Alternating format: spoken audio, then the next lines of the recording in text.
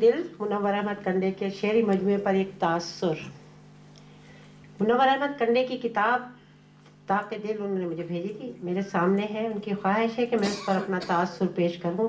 جب بھی کوئی کتاب ہاتھ میں آتی ہے تو اس کے عنوان اور سر ورق پر سب سے پہلے نظر پڑتی ہے. یہی کچھ میرے ساتھ بھی ہوا. خاص طور پر عنوان بہت ہی منفرد سا ہے. میرے ذہن میں کچھ استفسارات نے جنم لیا. اس کی ترجمانی کچھ میں یوں ہو سکی. پرانے زمانے میں طاق دل کی بات کر رہی ہوں، لخت دل کی بات نہیں کر رہی ہوں. پرانے زمانے میں گھروں میں طاق ہوا کرتے تھے، جہاں پر گھروں میں چراغ رکھ دیا جاتا تھا. پھر مسجدوں میں طاق میں پھول بتاشے وغیرہ چڑھانا.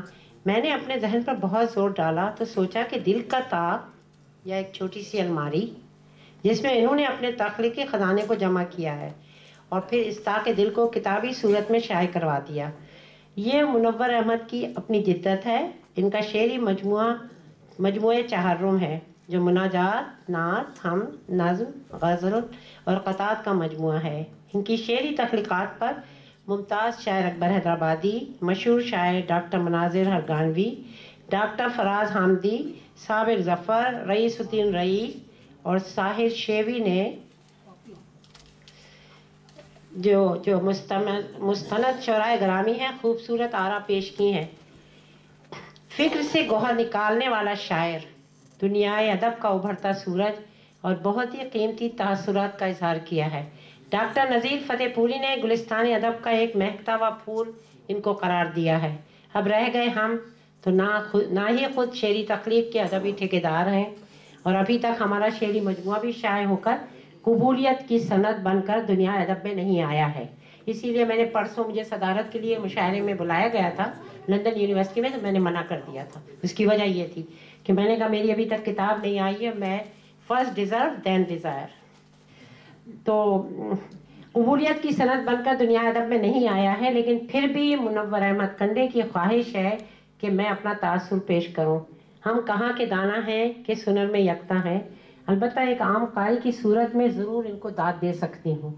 ان کی کتاب پڑھ کر یہ ضرور کہا جا سکتا ہے کہ انہوں نے شاعری کے ہر موضوع پر قلم اٹھایا ہے.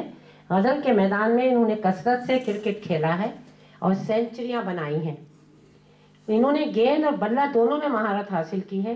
میری مراد ہے غم جانا اور غم دوراں، دونوں موضوعات پر اپنا قلم چلایا ہے. شاعر کے لیے اس جمالیات کا رکھنا بہت ضروری ہے. مشاہدات اور ذاتی تجربات کی بنا پر اس میں اور بھی جان پڑ جاتی ہے. یہ چونکہ ڈاکٹر ہیں تو عام انسان کے ذہنی اور جسمانی تکالیف کا مداوع کرنا بھی جانتے ہیں. اردو، پنجابی، انگریزی 3 زبان کے جاننے والے ہیں. خاص طور پر اردو اور پنجابی میں لکھ رہے ہیں تو یقیناً داد کے مستحق ہیں. اور زود گوئی کے جیسا بھی انہوں نے ذکر کیا، زود گوئی کے ساتھ ساتھ بسیار گوئی میں بھی خوب میدان مار رہے ہیں. ان کا اوڑھنا بچھونا بس لکھنا پڑھنا ہی نہیں ہے. ایسے لوگوں کو قدرت نے تخلیق کرنے کے لیے ہی پیدا کیا ہے. بقول خود ان کے میری نظموں اور غزلوں کے وسیلے مدام ذہن کو ورثہ ملا ہے فکر کی جاگیر کا. واقعی یہ جاگیر کسی کسی کو نصیب ہوتی ہے.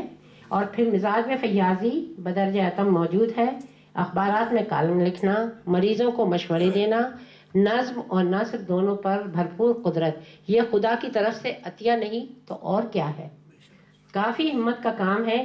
24 گھنٹے اپنے آپ کو خدمت خلق کے لیے مصروف رکھنا، اپنوں اور غیروں کا دکھ بہت اچھی طرح سمجھنا، یہ تخلیقی میدان میں رواں دواں ہے. پیچھے مڑ کر دیکھنے کے قائل نہیں. الفاظ ان کے آگے سربسجود نظر آتے ہیں اور بقول خود ان کے جہان لفظ و معنی کا محبوب میں ہوں.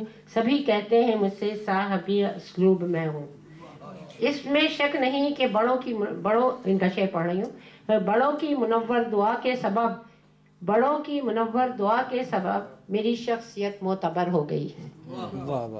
ان کے اشعار جنہوں نے میرا دل موہ لیا، وہی قطرہ گوہر ہوگا منور، جواں ہوگا جو طوفان میں چل کے. تجھے سوچتے رات بھر ہو گئی اسی ایک دھن میں سحر ہو گئی. تجھے سوچتے، بڑا اچھا شعر ہے. تجھے سوچتے رات بھر ہو گئی اسی ایک دھن میں سحر ہو گئی. قلم تیری رفتار جاری رہے مگر بڑا اچھا شعر ہے. قلم تیری رفتار جاری رہے مگر ہر تعصب سے آری رہے. بہت ہی سادگی سے گہری گہری باتیں کہہ جاتے ہیں. ان کی شاعری خلوص سے بھرپور ہے اور دل سے جو بات نکلتی ہے اثر رکھتی ہے. ان کی شاعری میں یقیناً تاثیر ہے اور اسی لیے یہ ایک مقبول شاعر ہیں. شکریہ. بہت خوب.